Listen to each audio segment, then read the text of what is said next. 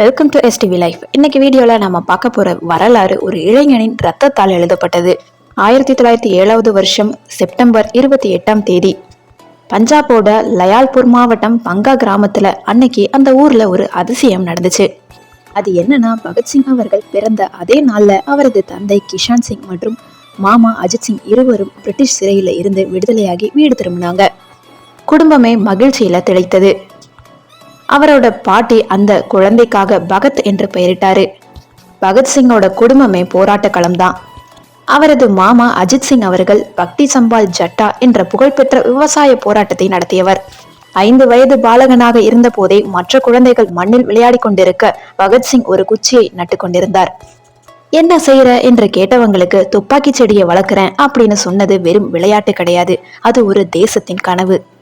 1919 வருஷம் ஏப்ரல் மாதம் 13 ஒரு கருப்பு ஞாயிற்றுக்கிழமை ஜாலியன் வாலாபாக் மைதானத்துல ஜெனரல் டயர் நடத்திய கொடூரமான தாக்குதல்ல ஆயிரக்கணக்கானோர் செத்து மடிந்தனர். செய்தி கேட்டதும் 12 வயது பகத்சிங் தன் பள்ளியில இருந்து நேராக அந்த மைதானத்திற்கு 12 மைல் தூரம் ஓடினார். அங்க அவர் பார்த்த காட்சிகள் அவரை உழுக்குச்சு. சிதறி கிடந்த காலணிகள், இரத்த கரைகள் படிந்த சுவர்கள்.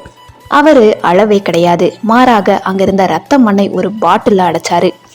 அதை தன் வீட்டு தோட்டத்துல வச்சு தினமும் அதற்கு மலர் தூவி வணங்கினாரு. அந்த மண்ணிலிருந்துதான் இன்குலாப் ஜிந்தாபாத் என்ற முழக்கத்தின் முதல் அலை கிளம்புச்சு. மகாத்மா காந்தியின் ஒத்துழையாமை இயக்கத்தின் இளம் பருவத்திலேயே தன்னை இணைத்து கொண்டார் பகத்சிங் அவர்கள். அந்நிய துணிகளை தீயிட்டு கொளுத்தினார். ஆனால் 1922 சௌரி சௌரா வன்முறை சம்பவத்திற்காக காந்தியடிகள் போராட்டத்தை நிறுத்தியது பகத்சிங்கிற்கும் பெரும் ஏமாற்றத்தை தந்துச்சு.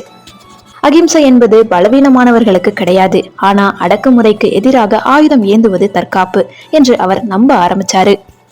1924 வருஷம் வீட்டுல அவருக்கு திருமணம் செய்ய ஏற்பாடு செஞ்சாங்க.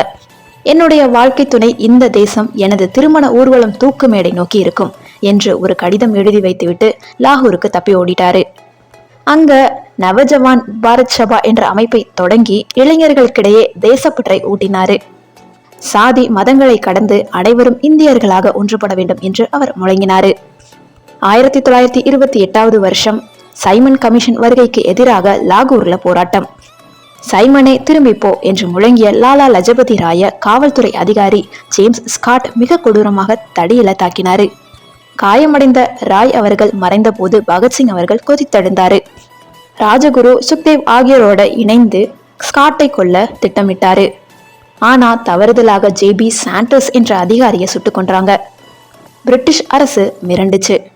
பகத்சிங்கை தேடி வலை வீசுச்சு. அப்போதான் தன்னுடைய தோற்றத்தை மாற்றிக்கொண்டு பகத்சிங் ஒரு ஆங்கிலேய பிரபு போல மாறுவேடத்துல கொல்கத்தாவிற்கு தப்பினாரு. பிரிட்டிஷ் அரசு தொழிற் தகராறு சட்டம் மற்றும் பொது பாதுகாப்பு சட்டம் ஆகியவற்றை கொண்டு வந்துச்சு. இதை தடுக்கவும் இந்தியர்களின் குரலை உலகிற்கு தெரிவிக்கவும் பகத்சிங் அவர்கள் ஒரு திட்டத்தை முன்வச்சாரு. டெல்லி மத்திய நாடாளுமன்றத்துல யாரும் இல்லாத பகுதியில 2 வெற்று வெடிகுண்டுகளை வீசினாரு. நாடாளுமன்றமே புகையால சூழ்ந்தது.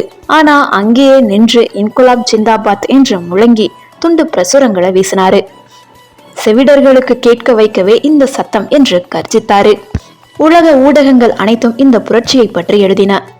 சிறையில பகத்சிங் செய்த சாதனைகள் வியப்பானவை.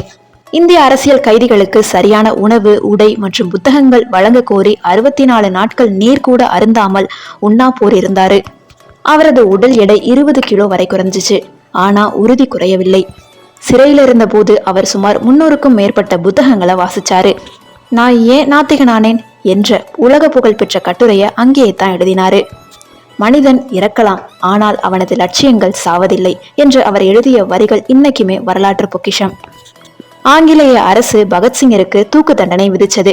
1931 வருஷம் மார்ச் மாதம் 24 காலை 6 மணிக்கு தூக்கு தண்டனை என்று அறிவிக்கப்பட்டது. ஆனா மக்களோட கிளர்ச்சிக்கு பயந்து ஒரு நாள் முன்னதாகவே மார்ச் மாதம் 23 ஈவினிங் 7:33 மணிக்கே தூக்கு தண்டனை நிறைவேற்றப்பட்டது.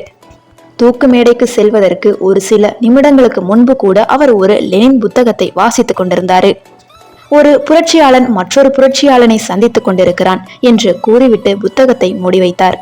ராஜகுரு, சுக்தேவ் ஆகியோருடன் இணைந்து சிரித்த முகத்துடன் தூக்கு கயிற்றை முத்தமிட்டு தனது கழுத்தை மாட்டிக்கொண்டார்.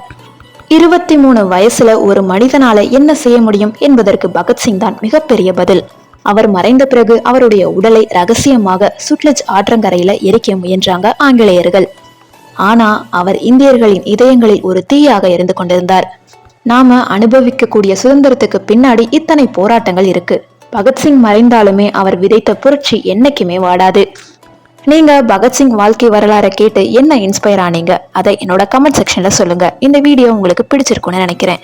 இந்த வீடியோ பிடிச்சிருந்துச்சுன்னா லைக் பண்ணுங்க, கமெண்ட் பண்ணுங்க, ஷேர் பண்ணுங்க. சப்ஸ்கிரைப் பண்ணாம பார்த்துக்கிட்டு இருந்தீங்கன்னா ப்ளீஸ் சப்ஸ்கிரைப் பண்ணிக்கோங்க. தேங்க்யூ ஸோ மச் ஃபார் வாட்சிங்.